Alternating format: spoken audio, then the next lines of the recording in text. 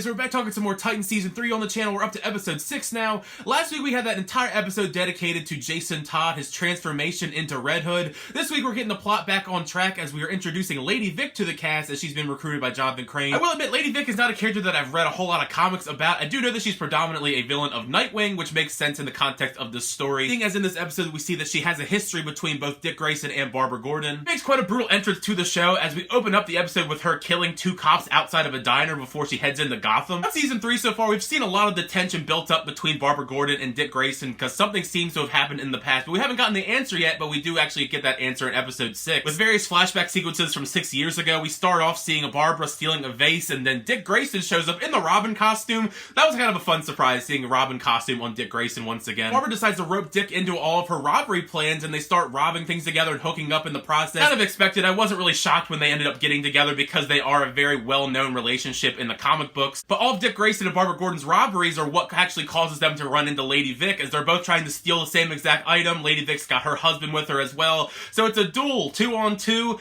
and Lady Vic's husband actually ends up dying in the process. So that's our big motivation for why she wants revenge on Dick Grayson and Barbara Gordon as she comes into Gotham to work with Scarecrow. One of the things I was most intrigued by going into this episode, back from episode 4, was seeing Blackfire and how she would integrate into the team once she meets them at Wayne Manor. And it's about as stressful as you would expect the situation to be. Thinking that Connor's her manservant, the first of many different fun interactions between them throughout the episode. They were actually one of my favorite highlights of the episode, seeing them talk to each other. Whether it's when she throws knives at him in the kitchen, or when she's forced to tag along on their little mission between them and Starfire. Connor has to stay behind and watch her in the car. It was kind of cute seeing them try and get to know each other. Having these two misunderstood characters bonding with one another. I could definitely see them being maybe a thing down the road. Or on their mission, I thought it was wild that Corey goes in there and she sees the doctor who made this machine that Lady Vic stole also has a bomb strapped to her heart, much like Hank did. Thankfully, Connor is there to save the day and build the contraption to actually save her this time, but in the process, Blackfire disappears, so we don't know where she goes for a large portion of the episode. I haven't even gotten to the point in the episode where Lady Vic is introduced to everyone else in the cast, because we do see that Jason Todd and Jonathan Crane are talking,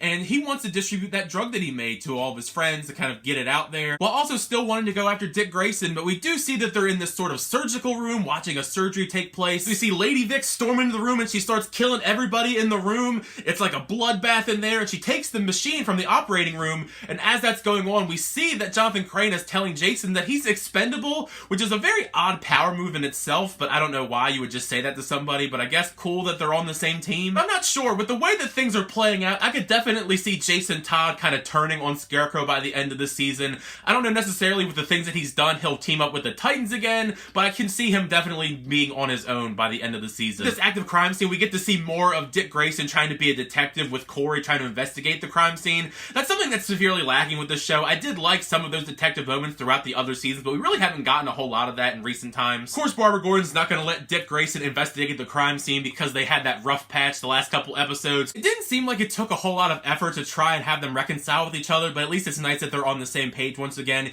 even though Dick Grayson wants to bring back Oracle. She immediately rejects, but Dick Grayson, big Dick Grayson, he just goes and gets it fixed himself with the help of Gar, going through vents and all that stuff to get to that room. The way they try and recreate all the events that happened to kind of try and make the Oracle thing work, it's kind of ridiculous. You see Gar swinging blades around to try and like pinpoint the trajectory and all that stuff, but it does end up working in the long run because, of course, another one of the more eye-rolling moments of the episode is after that conversation, we see that Barbara's getting a secret phone call, and it's from Bruce Wayne. He says to come meet her and don't tell Dick Grayson, which is like major red flags. I don't know why she didn't think there was major red flags going off at this conversation, but she goes and meets him anyway, going into this alleyway by herself, and of course it's a trap by Lady Vic, and they have a big fight in the alleyway. Barbara Gordon actually gets a pretty good fight in here, even though she's in a wheelchair. She's brought weapons. The fight ends abruptly though as Lady Vic shines this bright light into Barbara Gordon's face, and then Smoke Bomb disappears away. We'll kind of, I guess, figure out what that is in a later episode, because they kind of allude to what it's going to be as Jonathan Crane and Lady Vic talk,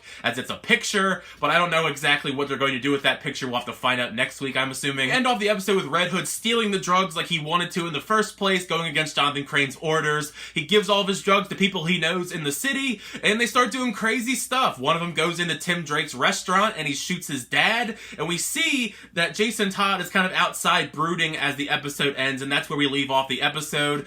Overall, probably one of my least favorite episodes so far in this season, but I wouldn't necessarily say it's a bad episode by any means. We're getting the plot rolling. We're still halfway through the season at this point, so there's still a lot of episodes to go. We haven't even introduced certain other characters in the season so far, like Ray Raven. I'm wondering when we're going to get them. I'm hoping we're going to get them next week, but you know, you never really know. Now that you've heard my thoughts on episode 6 of season 3 of Titans, make sure you share your thoughts down below. What do you think of the episode? Did you like the episode? Did you not like the episode? What do you think of Lady Vic being introduced in this episode? Were you a fan of her introduction? What do you think of the backstory between Barbara Gordon and Dick Grayson? And also, what do you think is going to happen in the future? Like I said, we have about halfway of the episodes to go left in this season. There's still a lot of stuff to speculate on, whether it be Jason Todd, Red Hood, Nightwing, the Titans, all that jazz. What's going to happen with Jonathan Crane? Either way, share your thoughts down below. It's part of the fun of having that conversation with you guys in the discussion down below, whether it be talking about movies, TV, it's all fun down there. Thank you as always for sharing my reviews, so I really appreciate it. Make sure you like and subscribe button. We'll keep making movie reactions, unboxings, and more on the channel. But next time, I'll see you guys later.